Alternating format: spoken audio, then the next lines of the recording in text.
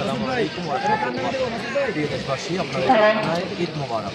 আজকে আমরা এখানে আছি খাজা বাহরিদ কুদ্দুস সিররুল আজিজের বাগান, সাজানো বাগান, যে ৮৮ দরবার শরীফে। আপনারা দেখতে পাচ্ছেন যেখানে শত শত কোরবানি চলছে। কোরবানির মূল উদ্দেশ্য হচ্ছে আল্লাহ তাবারক ওয়া তাআলা বলেন, কুল, হাবিব আপনি বলেন, ইন্না সলাতি, নিশ্চয়ই আমার নামাজ, ওয়া নুসুকি, আমার কোরবানি, ওয়া মাহইয়ায়া, আমার জীবন, ওয়া মামাতি, এবং আমার মরণ, লিল্লাহি রাব্বিল আলামিন, একমাত্র রব্বুল আলামিন আল্লাহর জন্য।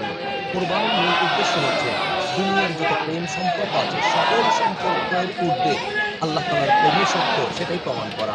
আজ এই প্রেমের জায়গায় এসে আপনারা দেখতে পাচ্ছেন যে কোরবানি যেটা শুরু হয়েছে, এটার মাধ্যমে খাজা বাহরিদ কুদ্দুস সিররুল আজিজের সাজানো বাগানে এটাই প্রমাণ হচ্ছে যে আমাদের সকল প্রেমের ঊর্ধ্বে আল্লাহ তাআলার প্রেমই সত্য, এটাই কোরবানির মাধ্যমে প্রমাণ করা হচ্ছে।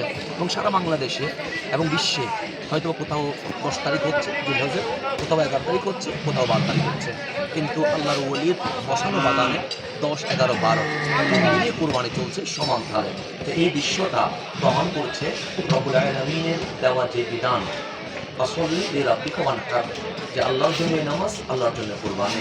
আজ সকলে মিলেমিশে যে কোরবানি দেওয়া হচ্ছে তা শুধুমাত্র আল্লাহ সন্তুষ্টির জন্য, এবং আল্লাহ তাবারক ওয়া তাআলার কাছে রক্তও পৌঁছে না, মাংসও পৌঁছে না, এটা হচ্ছে তাকওয়া। আপনি দেখতে পাচ্ছেন সকলের হৃদয়ে একটাই জিনিস আছে, সেটি হচ্ছে তাকওয়া, যেটা আল্লাহ তাবারক ওয়া তাআলা গ্রহণ করবেন। আসুন আল্লাহর জন্য কোরবানি, এই কোরবানির মাংস বিতরণ হয়ে যাবে সকল মানুষের মাঝে। রব্বুল আলামিন এই কোরবানি কবুল করুক, আমিন। আসসালামু আলাইকুম ওয়া রাহমাতুল্লাহ।